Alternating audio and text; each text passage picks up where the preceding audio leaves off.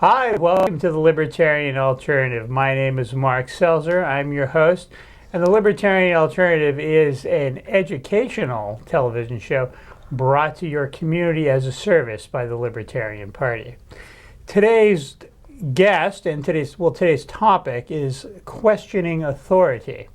And the person that is the guest for today's show, who's going to be speaking about this, is Sharon Presley. Now, Sharon is the founder and executive director of Resources for Independent Thinking, a nonprofit educational organization, and the national coordinator of the Association of Libertarian Feminists. She has written and spoken extensively about libertarian ideas and feminism, as well as resistance to authority. Her Ph.D. is in social psychology, is from the City University of New York Graduate Center. And today we're going to be talking about questioning authority with you. And so the first question, of course, that people are wondering about after this long introduction is, you're obviously a very educated, intelligent woman by your titles and all of this work that you've done. Why would you want to question authority? Aren't the people that are in charge for a reason? Aren't they there to help us? They're there for a reason, but not necessarily to help us. Experts aren't always right, and authorities aren't always moral.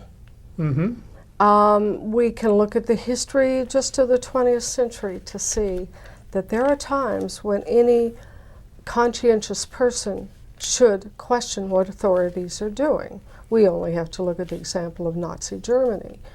People who say we must obey the laws, well, would they have obeyed the laws in Nazi Germany? Do we have a moral obligation to obey laws that harm innocent people? Most people of good conscience would say no. And yet people think, well, if we don't obey laws, what's going to happen? But actually the concept of questioning authority is not about whether we obey laws or not, but whether we say, is what's going on appropriate? Is it moral? So you're not talking about driving through a red light? No, that's stupid. That's stupid. That's not questioning authority. That's being just critical of authority means we look and see whether what's being suggested by authority is reasonable and moral. And if it is, of course we would go along with it.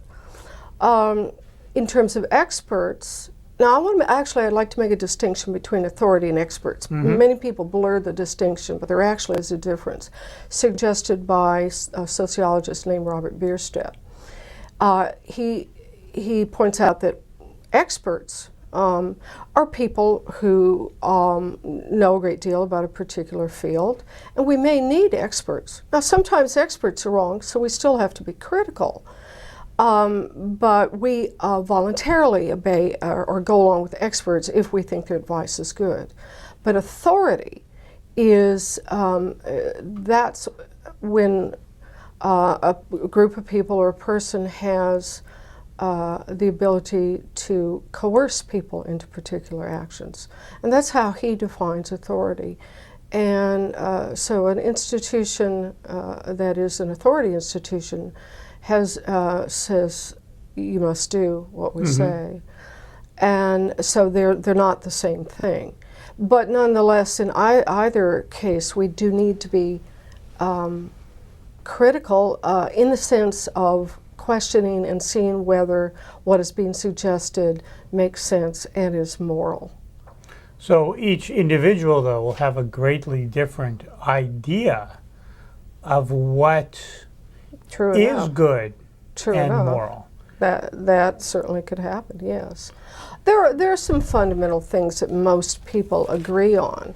That most people agree that murder is wrong, that is killing an innocent person. Most people believe that robbery is wrong. So there's a lot of common agreement on what constitutes moral action. But why do people obey authority when it is an unjust authority? How does that happen? Many people have the wrong approach to asking that question. As for instance, right after World War II, a lot of people wanted to blame the Germans. They're bad people. There's something about their character. And it's really not that simple. And I'm going to tell you in a moment about an experiment that illustrates this very well. But in social psychology, there's a concept, the fancy term is fundamental attribution error.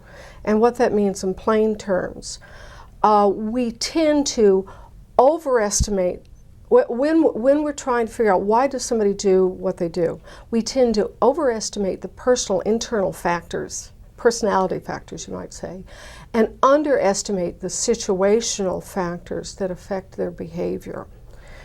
And an experiment, a very famous experiment which illustrates this in regard to authority, is the obedience to authority experiment done by Stanley Milgram, who was my mentor and dissertation chairman at City University of New York.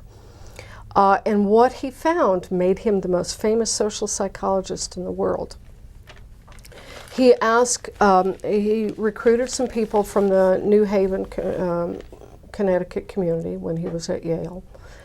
And he told them that it was an experiment on the effects of punishment on learning. And so one person was supposed to be the learner and one person was supposed to be the teacher. And the person designated the teacher was the actual subject of the experiment. The other was a Confederate. And the so-called learner was supposed to remember a series of word pairs. And each time he made a mistake, the teacher was supposed to shock him with, and each new mistake, there was a toggle switch with an electric board, and he was supposed to go up within increments of 15 volts each time there was a new mistake. Now, when Milgram asked a group of psychiatrists, how many people do you think will continue shocking this person till the very end? Because at the end of the shock board it says, danger, severe shock, 450 volts. The psychiatrist said, oh, only a pathological fringe, less than 1/10 of 1%, will keep on obeying. They'll break off. And most people who are confronted with this scenario would say, oh, I wouldn't do that, I wouldn't continue. Well, what happened, as I said, made Milgram the most famous social psychologist in the world, because 65% obeyed till the very end. 65 of the people, even when the guy in the other room is yelling, he's saying, I have a heart condition, I want to quit, or the guy in the white lab coat said, the experiment must continue, and they continued. Not happily, not gleefully, but they continued, 65%. And it was such a, pardon the expression, shocking experiment that there is not a single intro to psychology book that does not tell you about the experiment. I remember seeing that on television. So, but what does that experiment tell us, other than people are a lot more willing to obey authority than anyone wants to admit?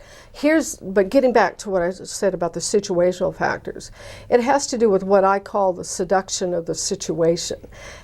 People don't understand how much these external factors affect their behavior. Especially here in the U.S., we tend to think, well, I determine my behavior, it's me, you know.